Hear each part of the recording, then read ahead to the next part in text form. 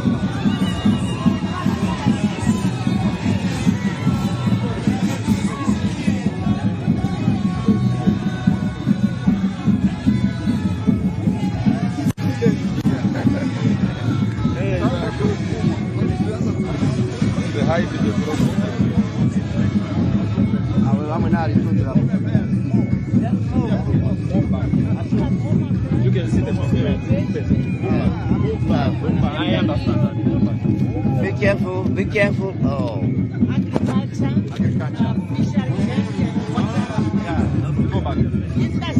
Let's move now. Listen, move this way. Move that side.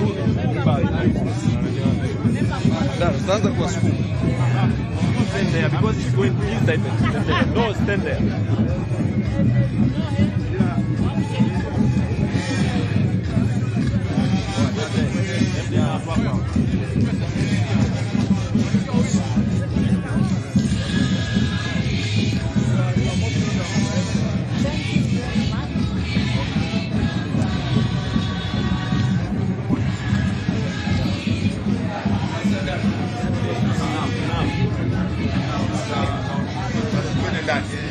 Kuanzia ndani.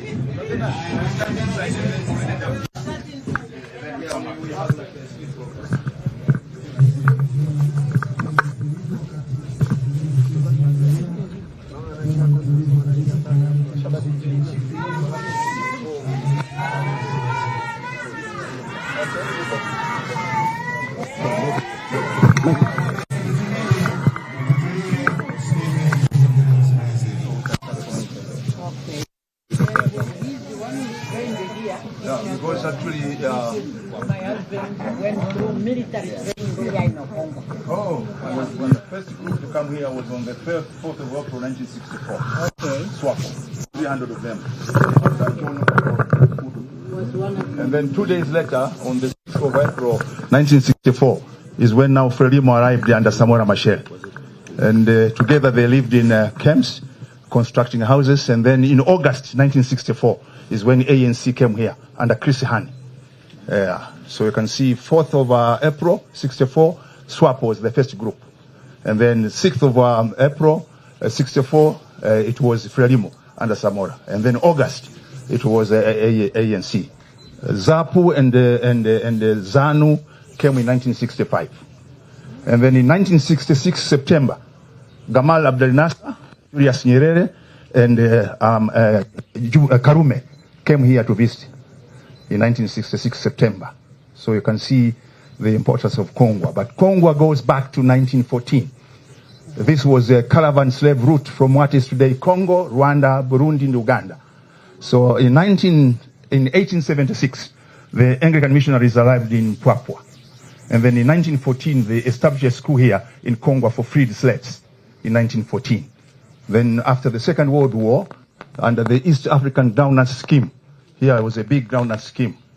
And there was a railway from Sagari to Kongwa. And when the camp was closed, the school was left. And then in 1962, 63, the first camp was in Kaolia, Bagamoyo, before they were moved here. But the first group to arrive here on 4th of April 1964, we are 300 SWAPO under John Otto Nakundu. And then 2 days later, Samora Machel and another 400. And then August, 400 from ANC under Chris Han, who had returned from USSR. And they shared sports every Friday and dancing every Friday. And actually, the lingua franca of this place was Kiswahili, because they had come from Portuguese colonialism, who couldn't speak English, and others who couldn't speak also English from Caprivi and other areas. So slowly, Kiswahili became part of the lingua franca of the entire this area of both of them. And we are so much privileged that one of them at Kongwa in 1964 is here. And the first problem, 74, 75, yeah. And the first problem when they came here, you know, the people here, they say, Chiliwaswanu. Mliwaswanu. So when the people in Swapo heard Swanu, they thought it was Southwest Africa. They said, yeah. But they, here they say Swanu. Then the people of Swapo thought it is Swanu. No. It is a greeting here. So here, if you hear Swanu, don't think it is Swanu. It is how are you? So other things will be taken care by my successor in this ministry, who is now taking care of all the African liberation heritage. But welcome back again here at Kongwa. And we have a member of these are the old Kongwa people. A granddaughter of one of the first Anglican priests who were part of the Kongwa College of 1914, which was established by the Anglican missionaries here in Kongwa in 1914. Not very far from here. Yeah. Okay. Thank you very much, Minister Kabudi. You are all welcome, Madam President and First Gentleman, the former Chief of Namibian Defense Forces, Honorable Abfras Ndenga Ndaitwah. You are warmly welcome to Kongwa. This is the place where Professor Kabudi, Minister Kabudi has properly introduced, and now I will take you for a short tour from the dormitory. Please, you are welcome. Yep. Yep. Sorry, Minister Kabudi and Madam President. Can I please briefly take you through these pictures here? Yeah. Yeah, so you are welcome. This is Kongwa, the icon of this place. Yeah, the second place of the liberation struggles by our colleagues from Namibia. This is the icon. Whenever you come to Kongwa, you take a picture in this place to remember the place, to remember the struggle.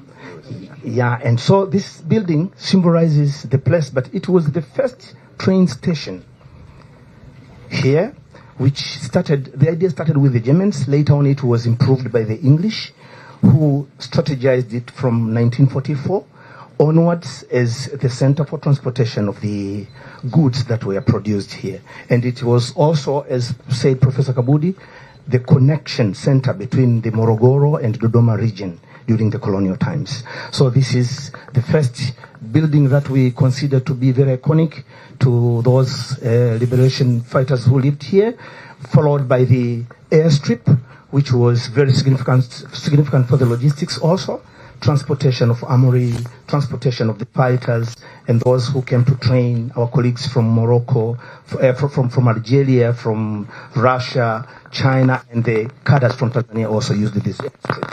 But also the freedom fighters used this strip to and from Kongwa. And the other picture here shows us of the building which stands as the administration block of this place. The liberation struggles, organization here was coordinated in this building. Yeah, I will take you through there too. So this is also an administrative building which was used by the station master. When the train station operated, it was a place where he used to live, but also the station master's office was there. And here comes the dormitory that provided accommodation for the 12 first SWAPO members, liberation fighters who lived in this dormitory. It is just close to this tent here. And Honorable Sam Nujoma, the first president of Namibia, also used to live in this dormitory. So it keeps such a beautiful and strong history of the liberation fighters in this place. Plans are underway that it will be maintained, but nothing will be changed to keep the heritage and the histories it carries about the liberation struggle fighters. And I will take you back to there, the picture just in the second row. These are the classes which were used by the liberation fighters to study. There were some theoretical, courses that were taught there. How to organize the movement itself, how to use the weaponry and stuff like that. And this building here is a multifunctional hall which was used for martial arts, judo, and other hand-to-hand combat trainings, which were taught and carried around here during the liberation struggle movement back then. It is still intact, and it is there. So here is another place, very, very significant. It's a shooting range. It's called Mdinde. It's located somewhere around here. Mdinde is where the militants were training how to shoot targets. The place is also preserved. No settlements were allowed there. And the plans will go together with the big grand plan to build a center for the Liberation Movement Center here. And last but not least here is the military trench that was used by the freedom fighters as an area to hide. Also, some crucial meetings for safety and strategic planning were also conducted there. This trench here is connected to that house there. That house used to be the residence of the former president of Mozambique, Honorable Samora Machel, and it was connected by a trench that was sealed later on in the early 1990s when the army moved away from here and when the liberation struggle, programs stopped for a while here. And here is the field. It's a very interesting place, as curated by Honorable Minister Kabudi. It was a place of reclamation for the liberation struggle fighters. They used to meet here for football matches. There was a team which combined, I think, the first gentleman here remembers, there was a team which was comprised of both the locals and the freedom fighters.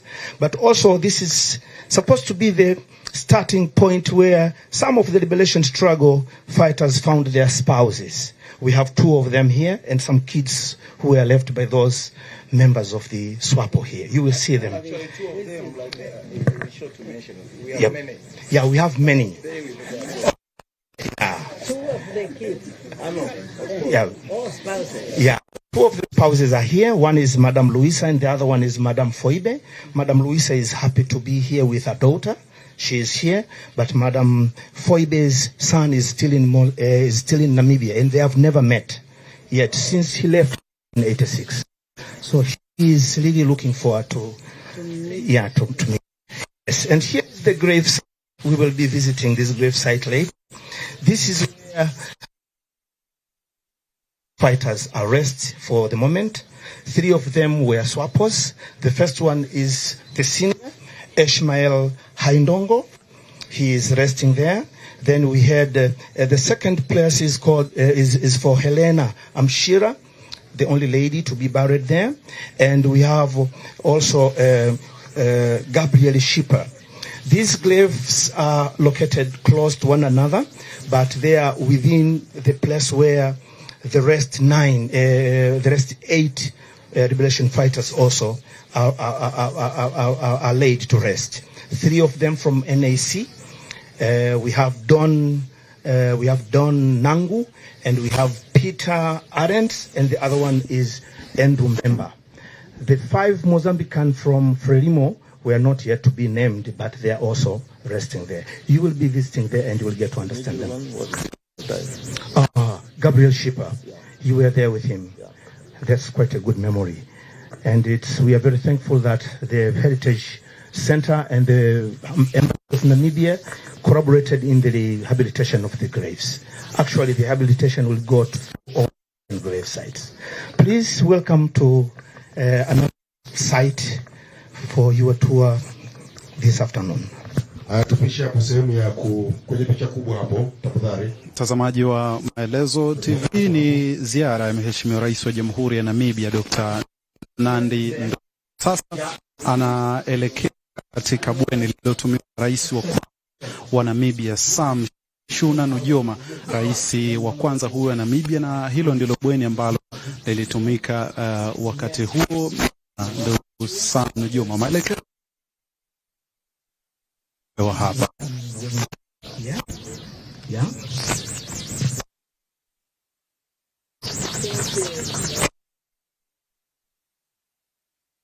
Commemorate the event. As you can see in the pictures, the man in a white suit is the DC. Yeah. And the picture over here is very clear. Yeah. Yeah. Yeah. Yeah. Wapiga picha sogeni upande huo kidogo ili waone hizo picha. You can see some on the face.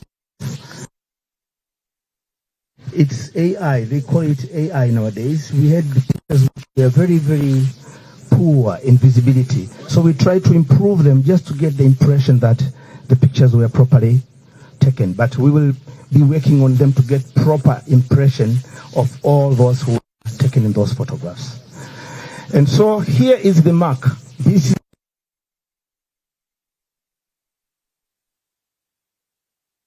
and we have 12 names of those mates who slept with him in this dormitory. Madam President and the delegation, please welcome. Na sasa naelekea ndani kwenye bweni lililotumiwa na rais wa kwanza wa Namibia Sam Shafishuna Nujoma. Na pia humo ndani na waziri wa nchi ofisi ya waziri mkuu, sera, uratibu na bunge, Profesa Kabudi, mkoa wa Dodoma, wote wakiambatana naye kuelekea hapo ndani. Hapa nje kama ulivyotazama, kulikuwa na picha kadhaa ambazo ni ukumbusho wa rais wa kwanza wa Namibia Sam Shafishuna Nujoma. So he's going to be seated and saying that. No.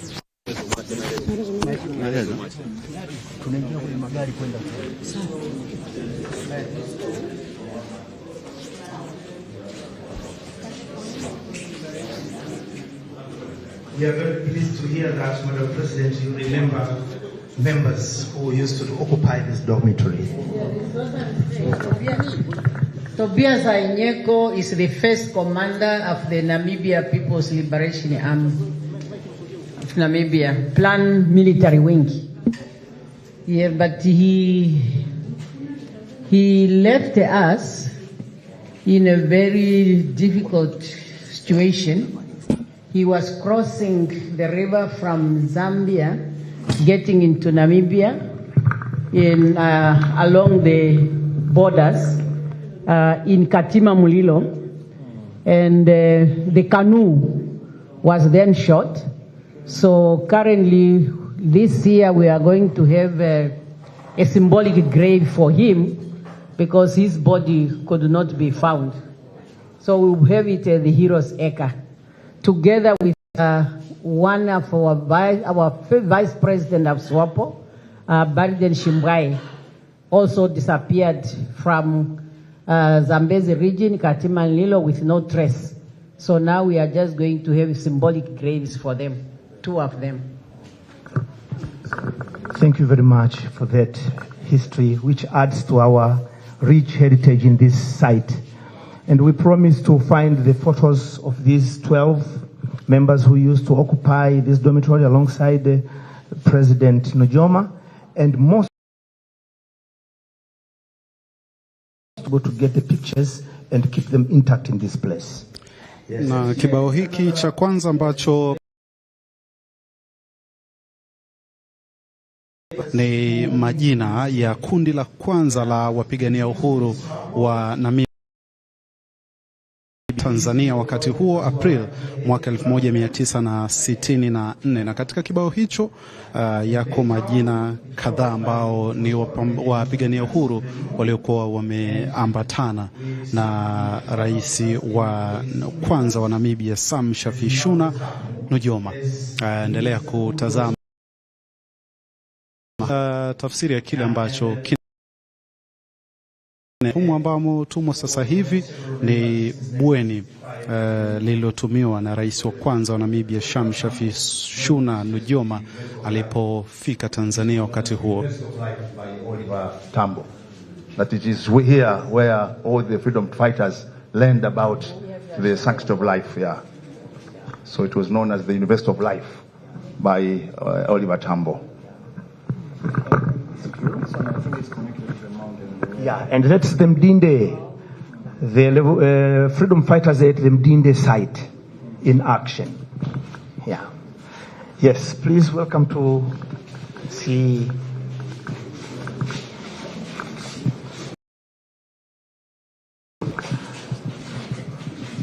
Meetings continued. We met regularly in different occasions, like this moment here, quote, showing Joshua Nkomo, President Sam Nujoma and President Mugabe together, talking, exchanging views and ideas. Yes. And here, na picha hiyo aliyokuwa akionyeshwa hivi sasa ni picha ambayo inamuonesha hapo Comrade Joshua Nkomo ambaye yuko upande wa kulia na wakiwa katika mazungumzo na rais wa SWAPO Comrade mkutano wa nchi za mstani Dar es Salaam. Ilikuwa ni tarehe 27 ya mwezi Machi hiyo. And last there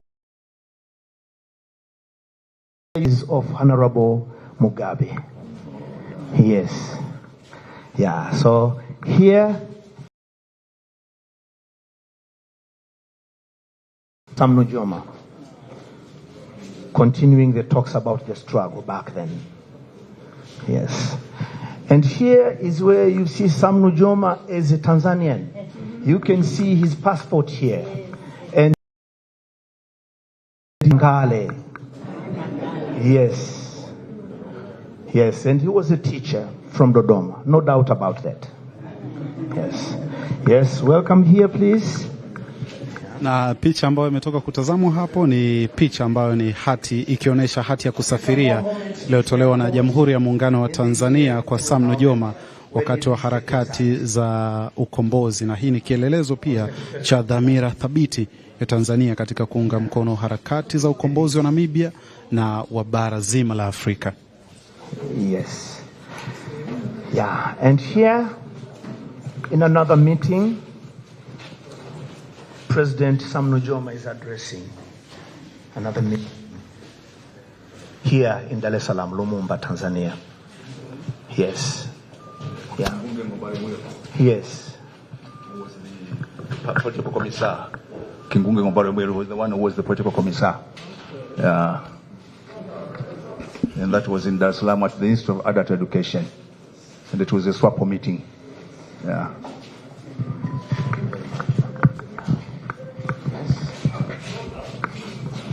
Here is some Tiro participating in naming one of the streets in Dar es Salaam, Sam Nujoma Road, Nam. It is now under construction, and several stations, bus stations, rapid transport stations are constructed on that road. Such a nice place. Professor Kabudi is I wanted to add, as he has said and as the minister said, we have tried to maintain the buildings as they were because we want them to remain as authentic. And actually, most of these buildings were dilapidated, and they were repaired and rebuilt by SWAPO and Frelimu. And this is why we don't want to put tiles, and as the minister has explained, because we want whoever comes see how the buildings were and how they lived here. So this is why you see no more alterations except the preservation of the building. And as the curator has said, there will be more photographs shown. But once we go outside, the minister will show you now what we are planning after seeing these authentic buildings where the freedom fighters lived here from all the movements. And I think they build a first generation of leaders who knew each other. And that is what Mwalimu Julius Nyerere emphasized why he wanted all the freedom fighters. Ni waziri wa nchi, ofisi ya waziri mkuu, sera, uratibu na bunge, Profesa John Aidan Kabudi, akiendelea kumpatia maelezo Mheshimiwa Rais wa Jamhuri ya Namibia Dr. Netumbo Nandi-Ndaitwah. Na kati ya vitu alivyovizungumza hapa ni muonekano wa bweni hili lililotumiwa na rais wa kwanza wa Namibia, akieleza kwamba limesalia vile vile lilivyo, kuanzia sakafu, muonekano wa juu mpaka kuta, bila kufanyiwa maboresho yoyote, ili kuongeza ule uhalisia wa vile ambavyo rais wa kwanza wa Namibia Sam Nujoma alipofika hali ilivyokuwa. Kwa hivyo pameachwa bila kufanyiwa maboresho ama mabadiliko, ili bado kuendelea kuonesha ile hali ilivyokuwa wakati huo. We now have done programs of what we now want to do to preserve this heritage. And as we say, it is our intention to see how jointly now we can list this to be one of the intangible cultural heritage sites in the UNESCO list. Kongwa and the other camps, not only in Tanzania but also in Angola, in Zambia, part of in Eswatini now, so that they are part of the intangible cultural heritage under UNESCO. Because this is something which is one of the most engaging movements of the 20th and 21st century, the liberation of the African people. Yeah. Our last photo here is of Honorable Sam Nujoma when he visited the 2000, in the year 2000. So he was getting in there. It's a place he used to know, where they sat, planning together, strategize how to go on with the struggle. Yes, we are done here. Please welcome to see the grand plan of how to preserve this rich history here in Kongwa. Na sasa ama safari ya kutazama hili bweni ambalo lilitumiwa na rais wa kwanza wa Namibia Sam Shafishuna Nujoma imemalizika hapa ndani, na sasa ni kuelekea kwenye mchoro unaoonyesha namna ambavyo site hii itajengwa kwa usasa zaidi, ili kuendelea kuitunza historia ya eneo hili, lakini pia historia ya Namibia kwa Tanzania.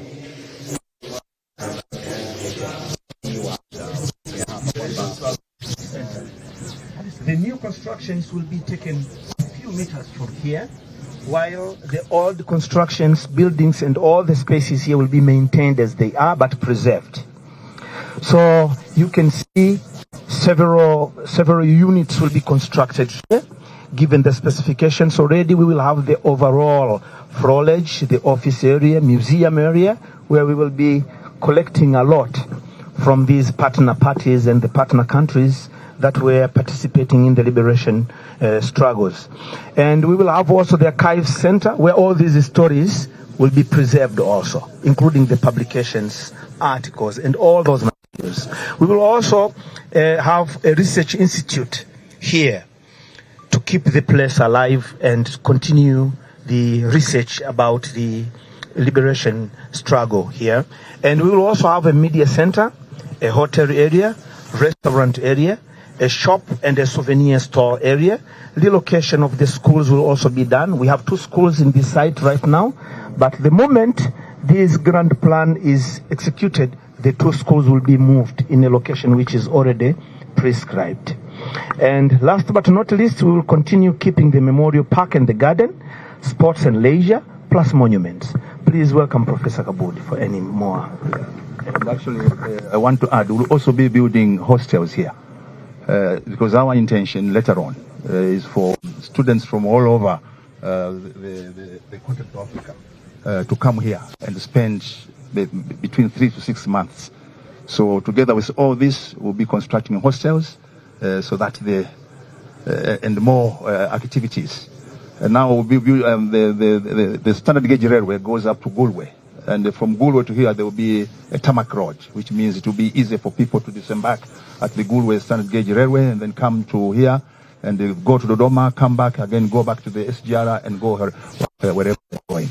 So that is the intention. Yeah. From Dar es Salaam, they are going to Rwanda, Burundi, Uganda, and yeah.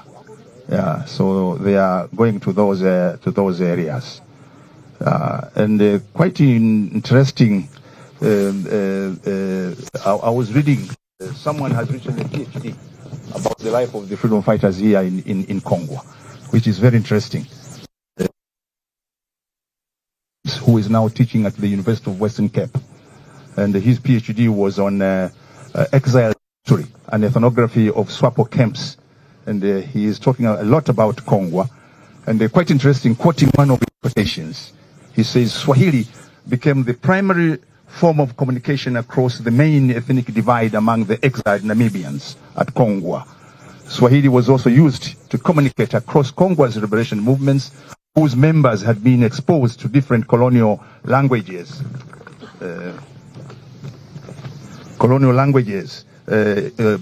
Under British and Portuguese colonialism.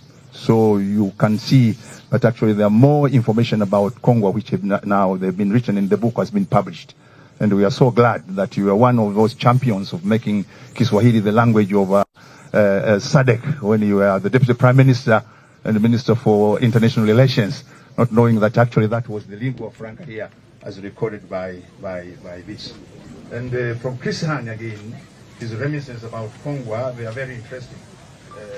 Chris Hani, before he departed this world, he wrote about Kongwa. And we quote exactly what he wrote. He says, Chris Hani, before he died, and actually he kept his routine, which was using in Kongwa, also there, of jogging quite early in the morning. And he says, we played sports together. We did a lot of things with Samora Machel and others. It was easy because some of those guys from Mozambique spoke some Zulu. But later on, Swahili became a good communication for us. The chaps from Namibia spoke English too, and Afrikaans. So there was a bit of communication and interaction. So I wanted to share you some of these few stories from those who were here, Chris Hani, but those who have done a research and as the minister has said, there are Namibians here in Kongwa, and there are Tanzanians from Kongwa who are now Namibians in Namibia. Part of the Tanganyikans, but part of those who came later. And not only Namibians, but also South Africans and others. And actually, the then Vice President Kawawa said that showed how close we are, because our bonds have not only been of liberation, but also of creating families. And we need to recognize those families as part of the legacy of our liberation struggle. We are human beings, and we had to interact, and that interaction has produced a good African crop. So we always joke here, the people here are short. If you see tall people from Kongwa, most likely they have genes from Namibia. Thank you so much. Yes. Swahili also have been accepted by UNESCO. So this year on July we are going to celebrate in Paris as part of promoting Swahili, and it's becoming actually the #1 language being nominated by in all African. No, my husband likes soccer, and this time when they started the FIFA, I think the first day all the channels were just in Swahili because he kept rolling to see where he can find English, but it was all in Swahili. Yes, that is what we found. When it comes to soccer, they say the best striker was Samora Machel. Was the best striker, Samora Machel, when it comes to football. And Your Excellency, those are the Namibian families, and one of them can speak one of the languages from Namibia. They are there, the ladies, yeah. Here they are. Mukwenyi, muli waswana, heza wanziko yenyu, heza Kongwa, venu mkiendelea, tawalitela mjenzi.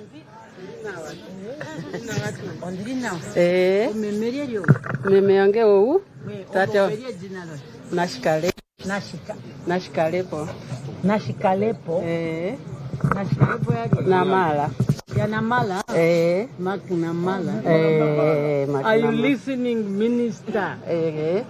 Okana kanake Namala. Kalunga kanke. Memeonge. Wete gone hano. Yeah. Meme.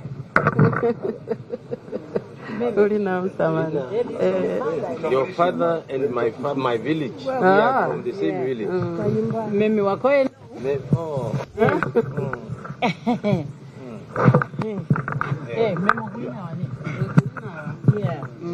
Okay. Sasa watambulishe na hao wenzako. Comrade Namala have 3 children with the mother, Nangula and the Chekanao. Nangula and the Chekanao, they stayed in Namibia.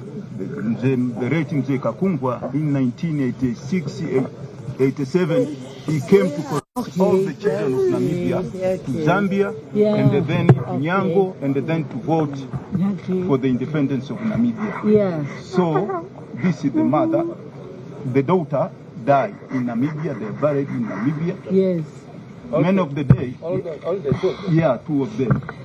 So he asked me when I can get the time to visit and to see the graves. To see the graves. Yeah. That we can arrange. Okay. Yeah. And this one is the mothers of Gershom, John Mbambi.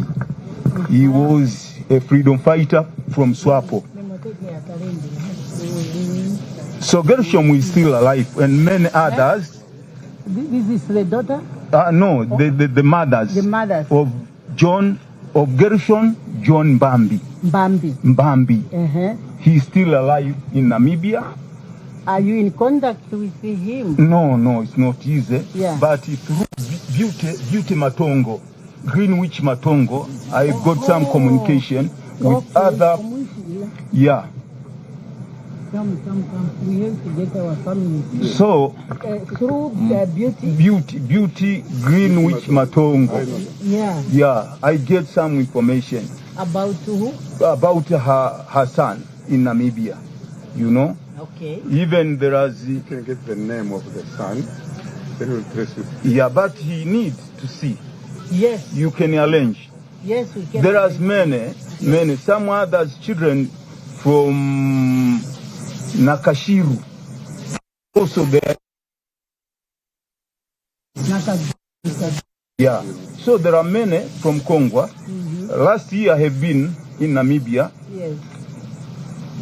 Honorable gentlemen, we've been in Trafford College when our ambassador was introducing Kiswahili language, Kiswahili language supporting the liberation struggle. He was a guest of Hano.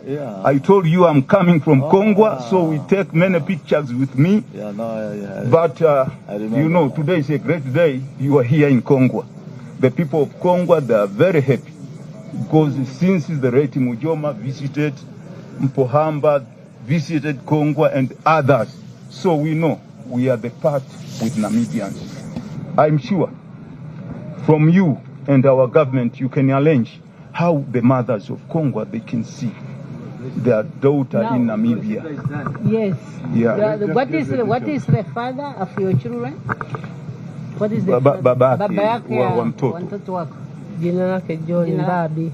John John Mbabi. Johnny Mbabi. Mbabi. Should be pronounced Mbambi. Yeah. But pronunciation may be different, but yeah, Mbambi is either in Kavango or in Lambele. Okay. Because there's 2 areas to Mbambi. Okay. Yeah, that's why you say they are in touch with Beauty. Beauty Matongo. Yeah. Yeah. Okay. Because Mbambi is from Linyanshi. Oh. Okay. Who you? This sister, she have got her sisters in Namibia. Their father, she know one named Johnny. But we have got, through Beauty, we have got the communication with the Tinakathiru and the Mawazo. Yeah. Johnny, the name is only Johnny. You know, when the liberation struggle was here, the name was secret. Yeah. Okay. Your Excellency, High Commissioner. No. The High Commissioner. The High Commissioner. Yeah, okay. Okay, no, consider it done. Okay. Thank you, Honorable President. Minister of Defense and Veteran Affairs. Yeah. So who will be in charge? Okay. To take the care of this situation. Okay. Yeah. Thank you so much. Yeah. Today is a great day. Mwinanyemo twali. Mwinanyemo mpaka muone watu. Basi muwaona. Sawa.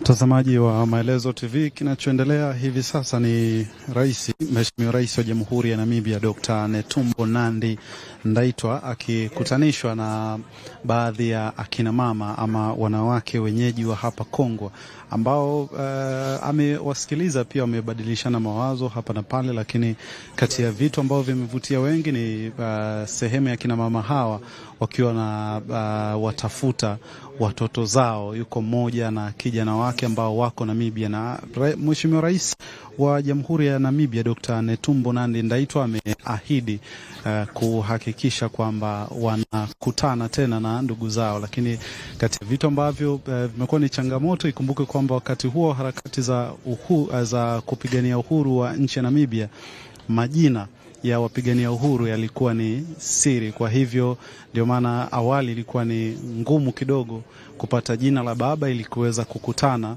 na familia zao. Kwa hivyo hivi sasa kinachoendelea ni na mtazama hapa, ama kama unavyotazama, ni waziri wa nchi ofisi ya waziri mkuu, sera, uratibu na bunge, Profesa John Aidha Kabudi, akiwa anampatia maelezo kadhaa.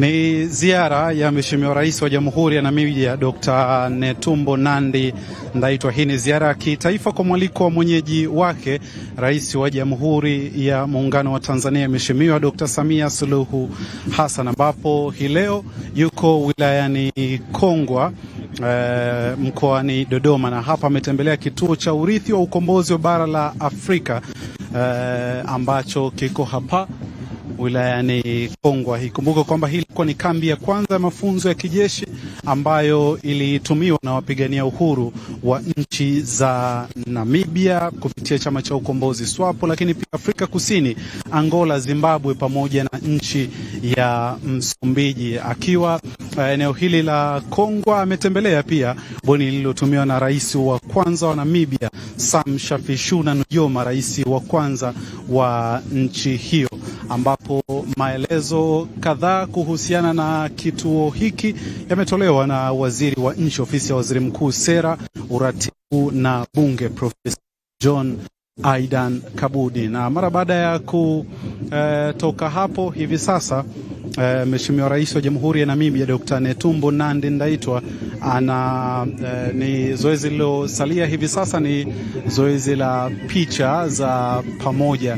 Viongozi kadhaa wameambatana naye katika ziara hii, na eneo ambalo anakwenda sasa hivi ni eneo ambalo linaelezwa kwamba karibu kila kiongozi ambaye alifika katika kituo hiki cha urithi wa ukombozi bara la Afrika alipata. Sawa na pale unapokwenda kwenye mkoa fulani, basi kuna alama ya mkoa huo, basi ukifika katika kituo cha yoyote anayefika hapa hata kupata picha kwenye eneo hili ambalo ukitazama utaona maandishi makubwa kabisa pale juu yakisomeka Kongwa.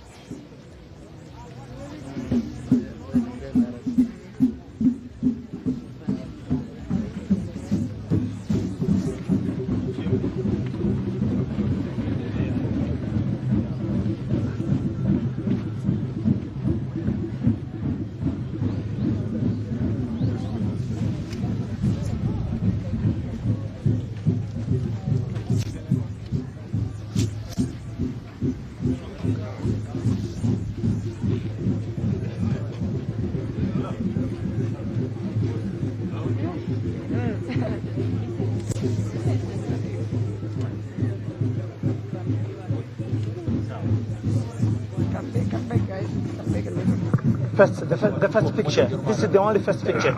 Yeah. Dr. Makukula. Yeah. And I will invite the rest of you. This is the first picture without any delegates yet. Yeah, sure. Dr. Makukula, where are you? I'm here. Okay, proceed. Yes, please. This is the first picture, which will have Her Excellency, Madam President, and the First Gentleman, Professor Kabudi, the Minister from the Prime Minister's office, and Minister Makonda from the HUMS, the Minister of Information, Culture, and also we'll have the Minister of Foreign Affairs from Namibia. So this is the first picture. Photographers, please. Ni picha kwanza hiyo ikiwa na Mheshimiwa Rais wa Jamhuri ya Namibia Dr. Netumbo Nandi-Ndaitwah akiwa na mwenzi wake mkono wa kulia, lakini waziri Profesa John Kabudi, waziri wa nchi ofisi ya waziri mkuu, sera, uratibu na mbele yake pia yupo Mheshimiwa waziri Wizara ya Habari, Utamaduni, Sanaa na Michezo, Mheshimiwa Paul Christian Makonda, lakini mwisho kabisa ya nje wa Jamhuri ya Namibia. Picha ya pili hii sasa inapigwa.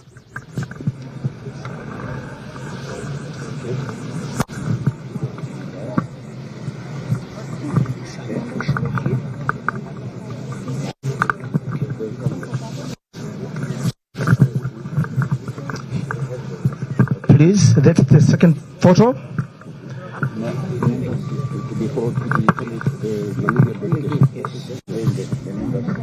Thank you so much. So the next one is for the members of Parliament from Namibia. Thank you. Thank you, honorable ministers.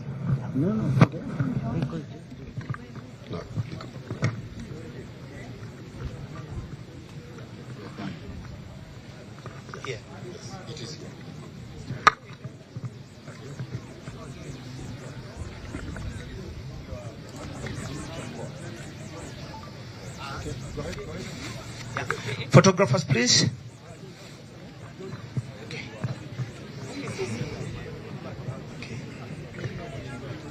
She's also a member of parliament from Tanzania, so she's joining the other members of parliament from Namibia. Thank you so much. Thank you. That is done, and that will be followed by the photo of the members of delegation from Namibia. Yes, other members of the delegation from Namibia, please. All of you.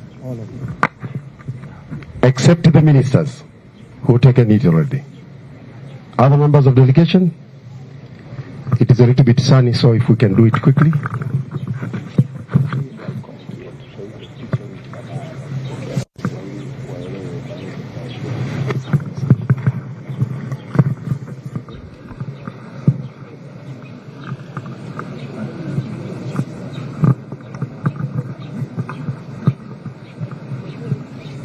Picha hii inayopigwa hivi sasa ni ujumbe ulioambatana na Mheshimiwa Rais wa Jamhuri ya Namibia Dr. Netumbo Nandi-Ndaitwah. Kwa hivyo hawa ni wale alioambatana nao katika ziara yake hii ya kitaifa kwa mwaliko wa mwenyeji wake Rais wa Jamhuri ya Muungano wa Tanzania Mheshimiwa Daktari Samia. Okay, thank you so much. That is done.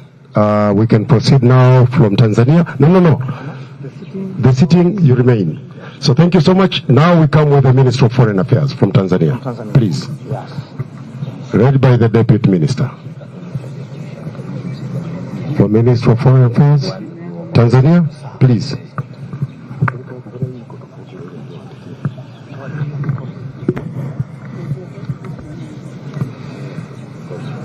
Thank you so much. That is done. Now comes the Minister of Information, Culture, Arts and Sports, led by me. Please.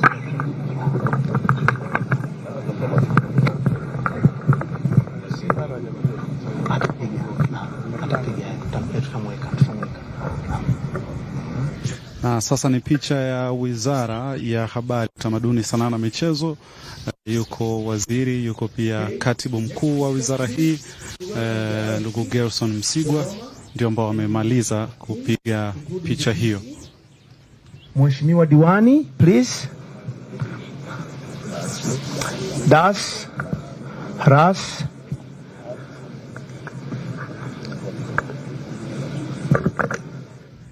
Hii sasa ni picha ya uongozi wa mkoa wa Dodoma ambao wilaya ya Kongwa inapatikana ndani yake, wakiwa wameongozwa na mkuu wa mkoa. Thank you. One picture. The regional commissioner remain with the team of the team yako ya ulinzi wa usalama. Okay. Yeah. Security Committee. Dodoma region.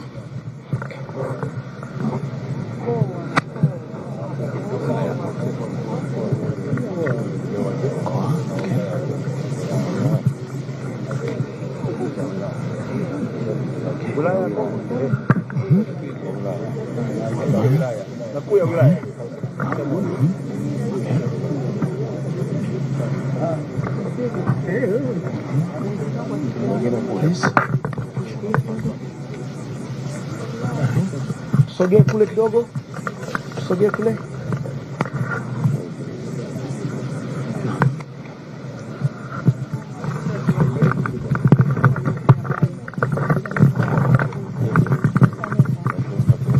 Kamati ya ulinzi na usalama ya mkoa wa Dodoma ndio ambao wamemaliza katika picha hiyo. From Dodoma. Wa Dodoma karibuni. Na mwenyekiti wa chama karibuni. Please. Elders from Dodoma. Karibuni.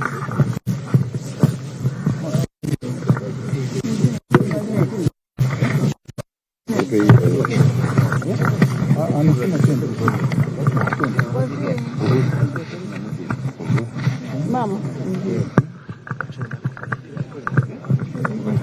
Picha inayopigwa hivi sasa, mtazamaji wa Maelezo TV, ni picha ya wazee wa mkoa wa Dodoma.